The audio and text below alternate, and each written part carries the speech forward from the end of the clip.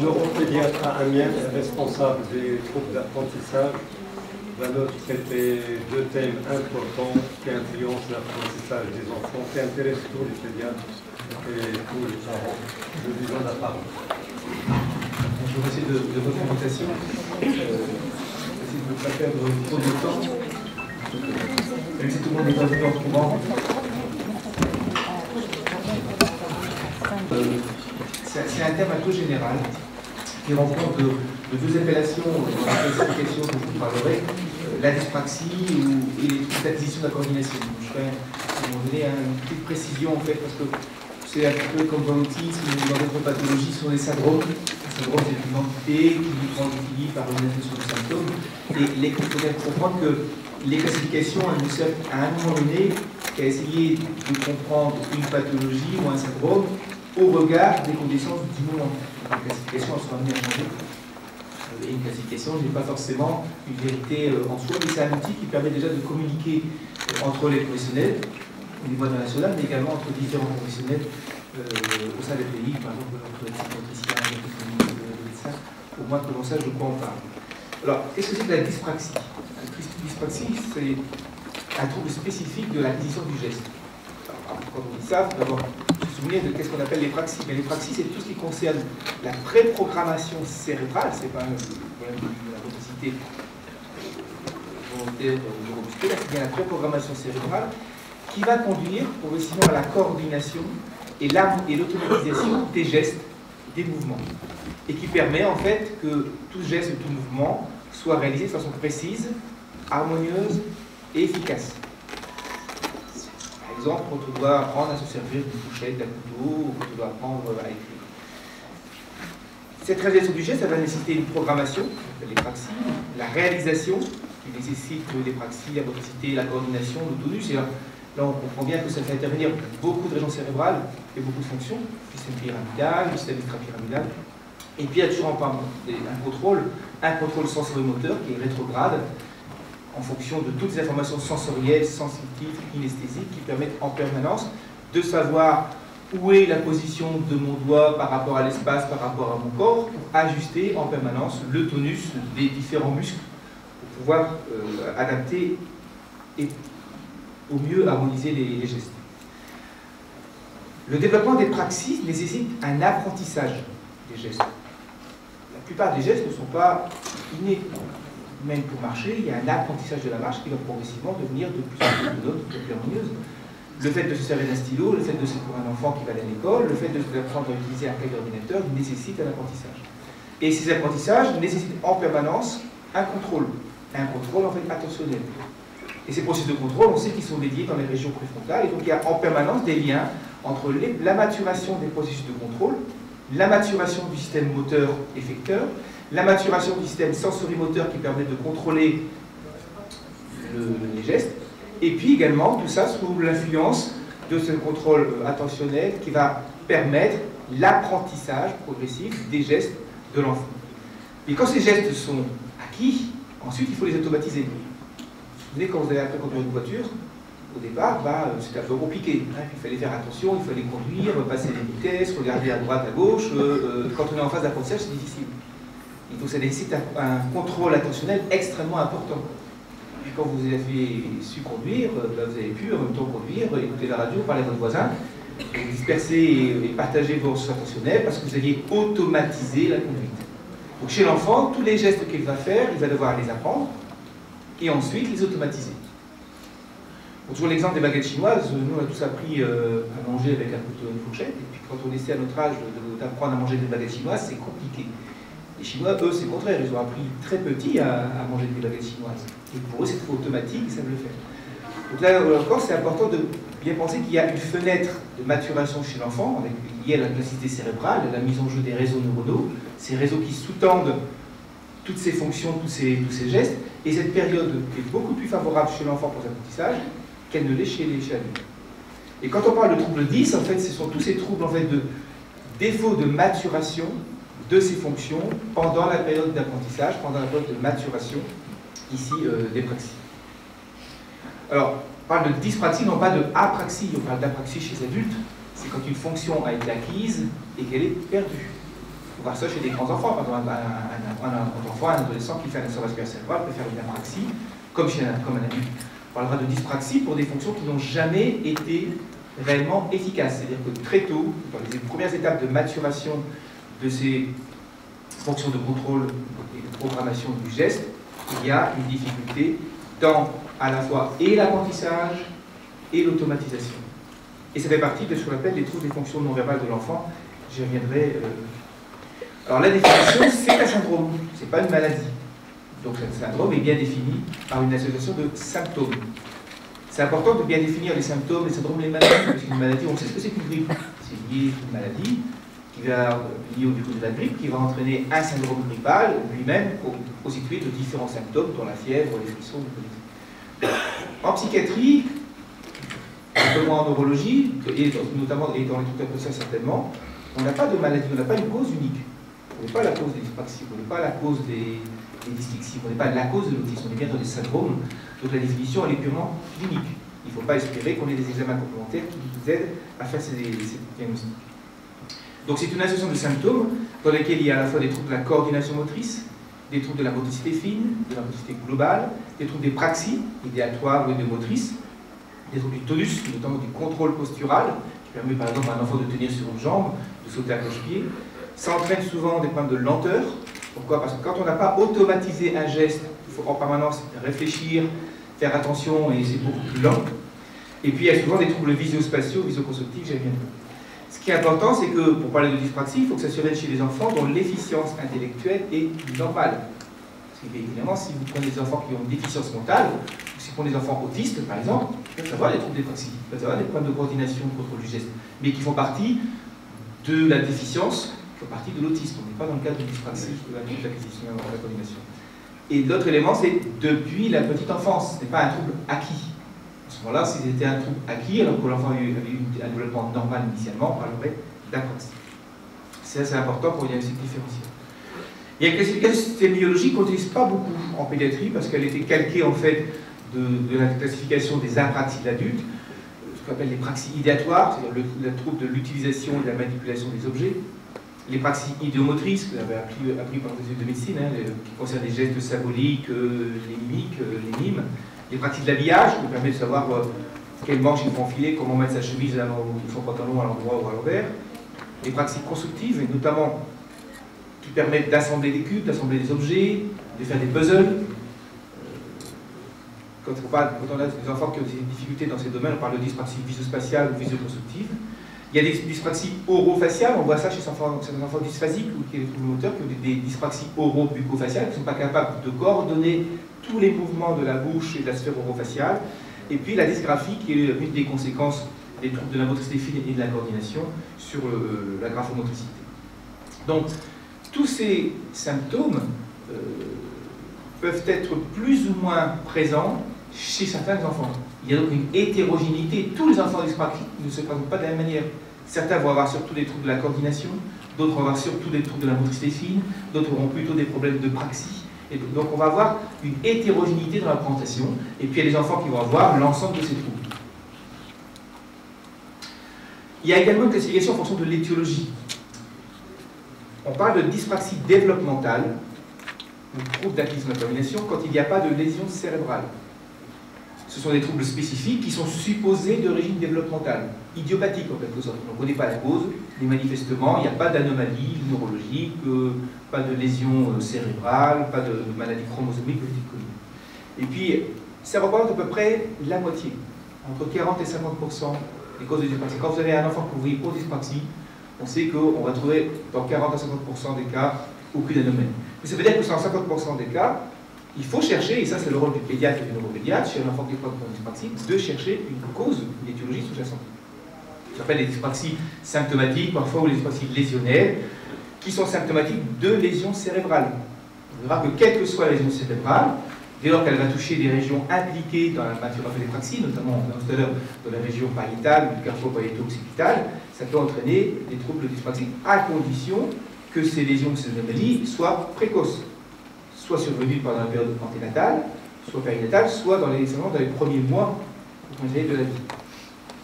si une lésion apparaît beaucoup plus tard, à l'âge de 5, 6, 8 ans, alors que les praxies se sont déjà développées, là on va avoir une perte d'une fonction déjà acquise, on est plus proche des apraxies. Dans la classification internationale, si vous regardez le DSM-4 ou le DSM-5, on va en parler de Developmental Coordination Disorder, qui correspond en français à trouble d'acquisition de la coordination. Ça correspond à peu près à ce qu'on appelle dans la classification de la CIM-10 le trouble spécifique du développement moteur. Et en général, en France, ça correspond à ce qu'on appelle les dyspraxies développementales, c'est-à-dire des dyspraxies idiopathiques pour lesquelles il n'y a pas de lésion cérébrale. Donc quand on parle de dyspraxie symptomatique, par exemple chez un enfant ancien prématuré, ce n'est pas un TAC, ce n'est pas une dyspraxie développementale. La seule différence qu'il y a, c'est que dans les dyspraxies développementales, il peut y avoir des troubles visio-spatiaux constructifs, alors que dans la classification de DSM-4 ou DSM-5, le trouble d'acquisition de la coordination motrice, c'est un trouble purement moteur, qui n'intègre pas les troubles visio-spatiaux ou neurovisuels. C'est la nuance qu'il y a entre ces deux classifications. Donc quand on parle de dyspraxie et de TAC, qu'est-ce qui va les caractériser? D'une part, une maladresse gestuelle et motrice, voilà, donc trouble d'acquisition de la coordination, trouble d'épraxie motrice, persistance de syncinésie. Un enfant, si vous demandez les syncinésies, vous savez qu'elles doivent disparaître avant l'âge de 7 ans. Ici, on demande à un enfant de faire un geste de sa main droite et qui continue à l'âge de 7 ou 8 ans à avoir une ébauche de geste contralatéral. Là, on parlera de syncinésie. Elles sont physiologiques chez l'enfant, mais elles doivent progressivement disparaître. Les troubles de la coordination, les troubles de la motricité fine, du contrôle postural, tout à l'heure on va les chercher, des gnosies sensorimotrices qui permettent de reconnaître les yeux fermés, ce que vous avez aussi dans la main, et également de connaître en fait la position des différents doigts à l'aide d'une main.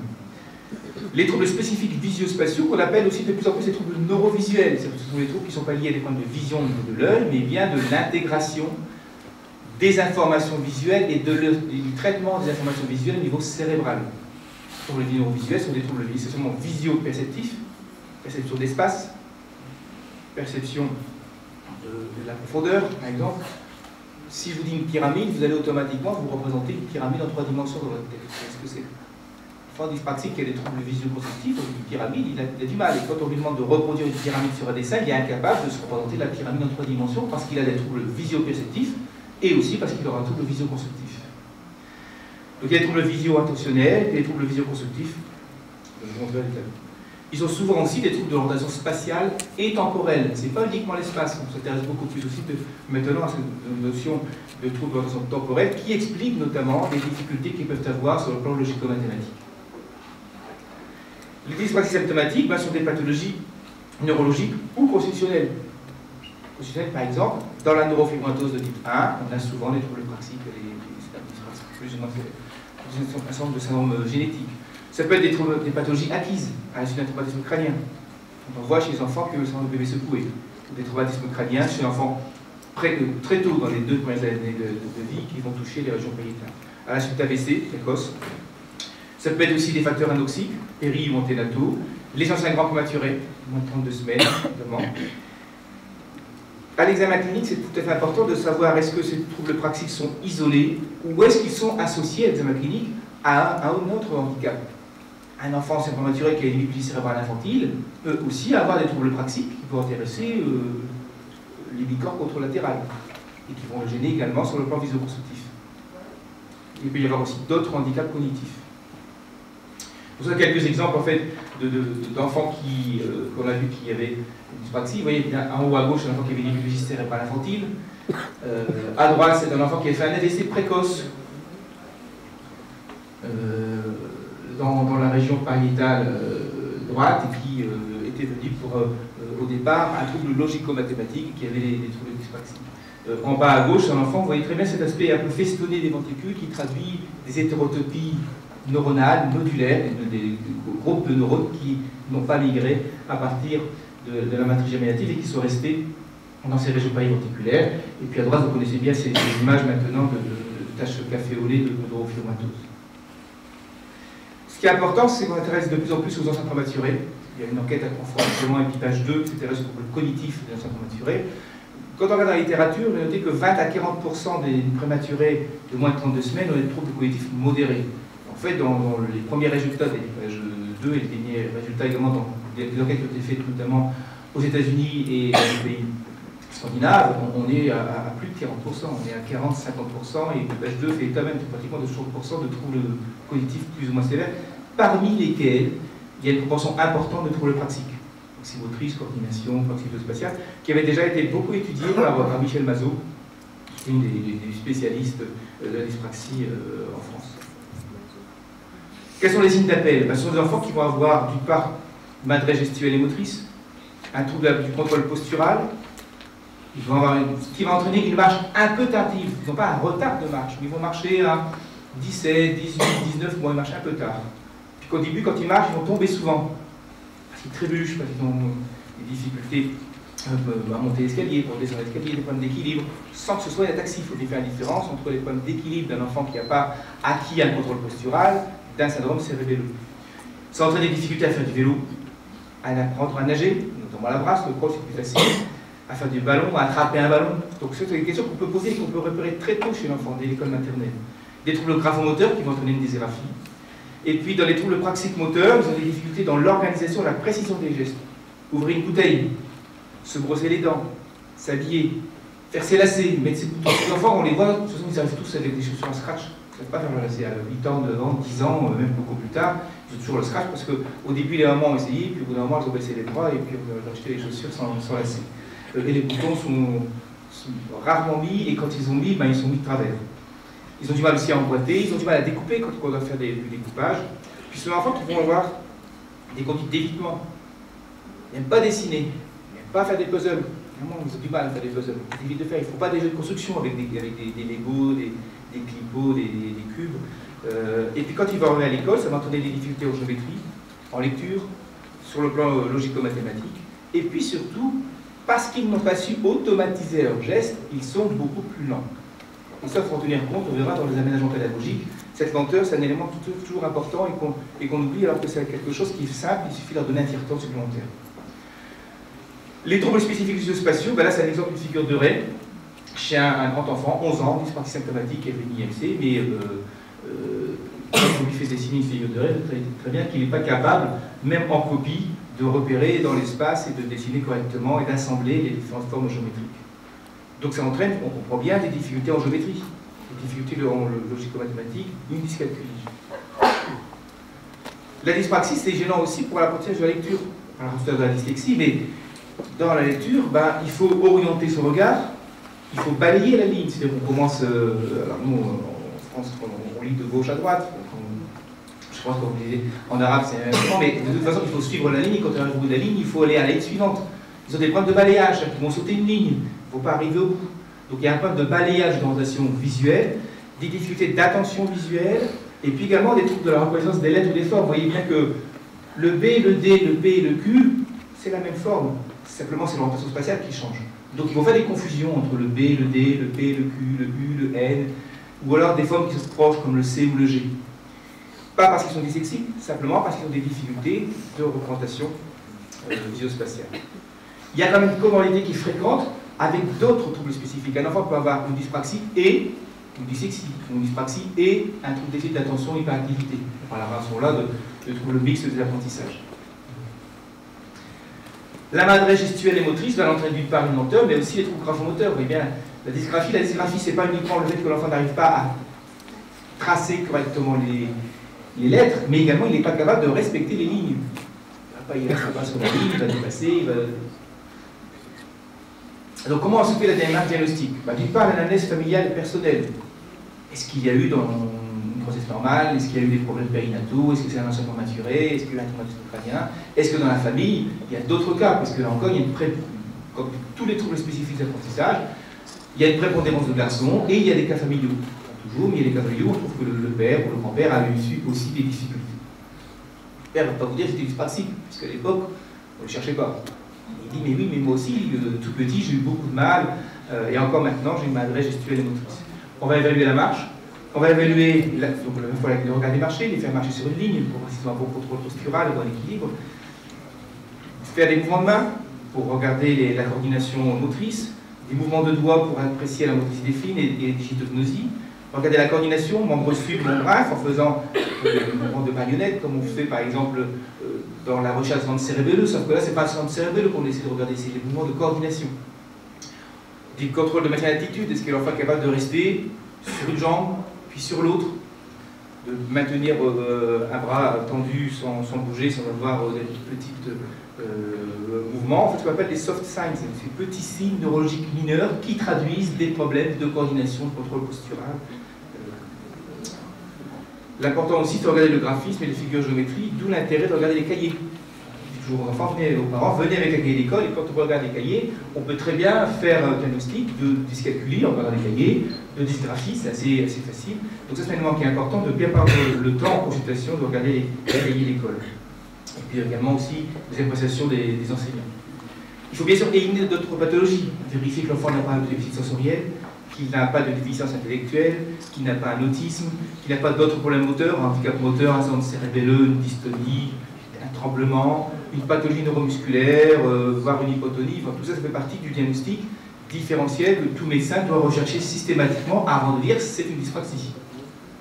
Alors ça, c'est un exemple d'un enfant qui était étiqueté dyspraxique et suivi pour une dyspraxie déjà depuis quelques années dans un centre médico-psychologique avec une psychologue, avec une psychomotricité, et puis qui un jour a fait une convulsion, c'est comme ça que je l'ai vu, et cet enfant, en fait, ce n'est pas une dyspraxie, c'est un enfant qui s'aggravait progressivement, qui avait une adrénologodystrophie, qui a commencé par des troubles moteurs, sauf que ces troubles moteurs, ils étaient acquis, ils sont apparus plus tardivement, à partir de 4-5 ans, et puis ils se sont aggravés. Et maintenant, cet enfant, il est gravataire avec une gastrostomie, il ne parle plus. Sauf qu'au début, ça a été pris à tort, comme une dyspraxie. C'est toujours important, dès lors que vous avez un trouble qui est acquis ou qui s'aggrave, vous n'êtes pas dans le cadre d'une dyspraxie. Il faut chercher une maladie dégénérative ou métabolique. Tous les enfants maladroits ou qui écrivent mal ne sont pas tous dyspraxiques. Il ne faut pas non plus mettre une étiquette de dyspraxie chez un enfant trop jeune. Il y a également une variabilité interindividuelle et avant l'âge de 5 ou 6 ans, certains enfants peuvent avoir une immaturité motrice qui s'améliore et qui n'auront pas une dyspraxie par la suite. Il faut faire attention, on voit quelquefois à l'école maternelle des maîtresses qui veulent mettre une étiquette de dyspraxie beaucoup trop tôt chez les enfants qui sont simplement dans la variabilité interindividuelle normale et physiologique. Il y a des familles comme ça où on mettait les gens marcher un peu tard.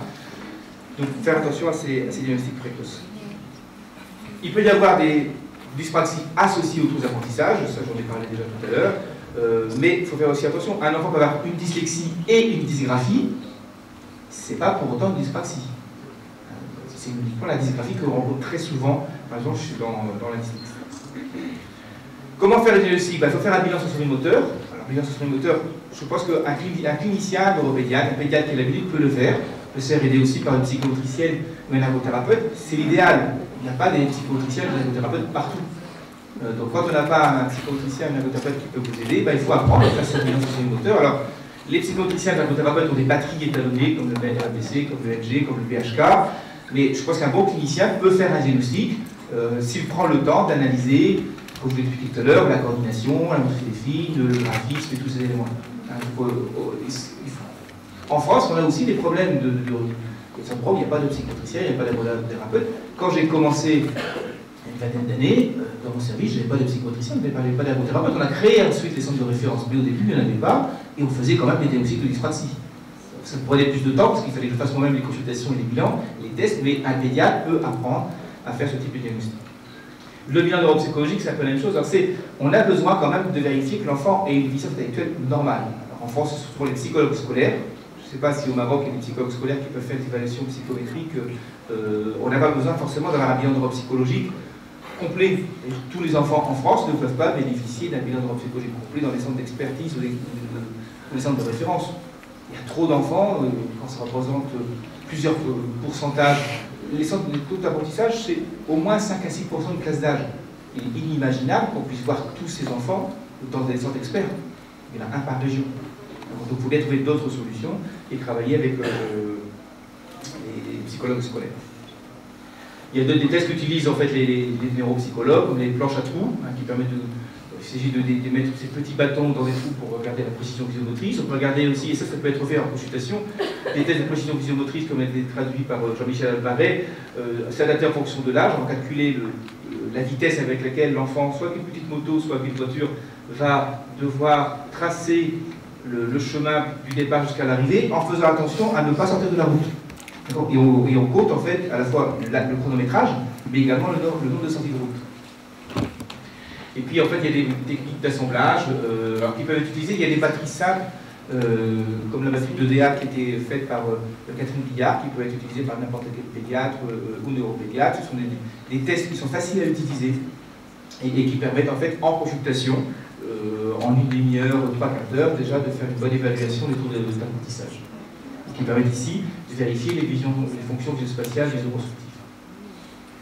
L'orthoptiste, c'est important aussi parce que j'expliquais tout à l'heure qu'il peut participer au dépistage, il peut participer également au diagnostic et à la prise en charge par les difficultés qu'il y a de balayage visuel, de pensée oculaire, d'orientation visuelle. Donc apprécier le balayage et permettre à l'enfant déjà de mieux suivre la ligne et de mieux coordonner sa coordination oculomotrice et oculomanuelle, notamment pour l'écriture, c'est un élément qui est important. Donc le diagnostic, il est clinique, il est au mieux pluridisciplinaire, mais pluridisciplinaire c'est bien, on met un peu à toutes les sauces, à condition d'avoir la possibilité de faire du pluridisciplinaire. En revanche, je pense qu'au Maroc, c'est pas possible partout, en France, c'est pas possible partout, quand il y a des secteurs en fait en pleine campagne où faire du pluridisciplinaire, c'est un peu compliqué. Mais ça peut, quand je dis pluridisciplinaire, ça peut être au moins l'enseignant, le psychologue scolaire et un pédiatre qui a eu une formation et qui permet déjà à 3 personnes de voir l'aspect psychologique, de voir l'aspect pédagogique avec l'enseignant, et puis le pédiatre peut faire le reste du bilan à la fois diagnostique, étiologique et bilan socio-émotionnel. Place d'examen complémentaire, ça va dépendre de votre clinique. Si effectivement vous avez des tâches cutanées qui évoquent une neurofibromatosis, vous allez faire les diagnostics étiologiques. Si vous avez des éléments qui font penser à une étiologie neurologique, il faudra faire une IRM cérébrale éventuellement.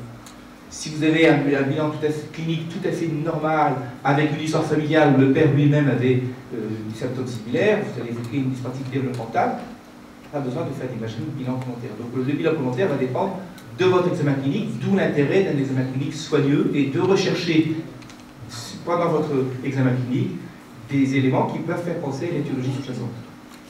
La prise en charge, on va prendre en charge les conséquences dans la vie quotidienne, les difficultés d'apprentissage. Les rééducations appropriées, c'est surtout les psychomotriciens et les ergothérapeutes pour le contrôle du geste et l'automatisation du geste.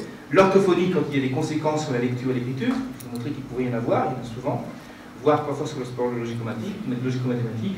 Et puis l'autopsie, pour les problèmes de balayage visuel. Bien sûr, tout ça en fonction de chaque enfant, puisque je vous rappelle qu'il y a une hétérogénéité importante, et donc tous les enfants n'ont pas forcément besoin de tout, et notamment pas de tout en même temps. Il peut y avoir besoin à un moment donné de psychomotricité, à un autre moment d'orthophonie, à un moment donné de quelques séances d'autopsie. Il ne faut pas imaginer qu'on va leur faire et l'orthothérapie, et la psychomotricité, et l'orthophonie, et l'autopsie, tout ça en même temps pendant des années. Ça n'a pas de sens. Alors il faut évoluer également en fonction de l'âge de l'enfant et des programmes. Et puis ce qui est important, ce sont surtout les aménagements pédagogiques. Et dans les aménagements pédagogiques, un élément essentiel, c'est de laisser du temps à l'enfant, on appelle un tiers-temps, aussi bien en classe que pour les examens, puisque une des conséquences importantes, c'est la lenteur. Alors je n'ai pas parlé ici, j'en parlerai un peu plus tard aussi sur la dyslexie, c'est que ce qui a fondamentalement changé la vie de ces enfants dyspraxiques, c'est l'ordinateur. Ces enfants sont dysgraphiques, ces enfants qui ont du mal sur le plan logico-mathématique, ces enfants qui ont du mal à écrire sur les lignes. Dès que c'est possible, on leur donne un ordinateur portable en classe. Pas en CP. Non, mais ça veut dire que ce que je dis aux parents quand je les vois très jeunes, c'est qu'il faut commencer très tôt à les familiariser avec l'outil informatique. Il le faut de plus en plus maintenant avec les tablettes, les smartphones, l'ordinateur, ils sont à l'aise, ils apprennent vite. S'il y a besoin, on les aide. Alors, quand il y a un ergothérapeute, c'est avec une ergothérapeute, en CM1 ou en CM2. Puis quand il n'y en a pas, il y a des régions où il n'y en a pas, on peut essayer de trouver une secrétaire ou une secrétaire à la retraite, quelqu'un qui peut apprendre à taper. Et puis il y a également des logiciels ou des sites internet qui peuvent permettre d'apprendre à taper au clavier. Et il faut apprendre, pour nous, au plus tard en CM1, CM2, de manière à ce que l'enfant, au collège, soit autonome avec l'ordinateur. Et ça leur change la vie pendant leurs études, et ça leur change la vie également